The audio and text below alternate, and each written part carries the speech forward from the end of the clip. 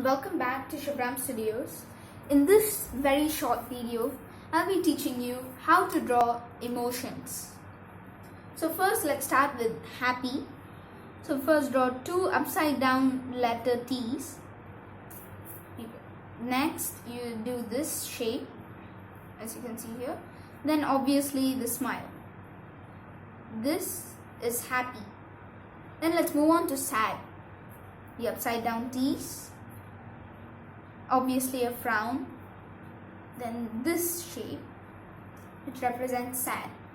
Next let's move on to angry, two upside down T's and the Angry Birds classic angry eyebrow, then a frown, that's angry. Then finally we have smirk. So smirk is quite easy, so two upside down T's, then the angry eyebrow, then a smile. That's smirk. But you don't always have to use the upside down T's. For example, for angry, you can use this.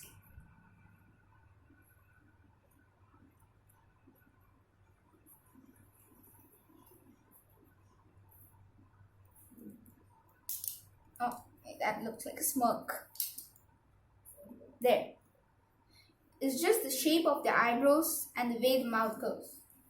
And you can not only have to make it simple like what I have here, but you can use this concept for more advanced drawings, like one about a human, but to portray emotion. This is how you align the eyebrows and the lips. Thank you.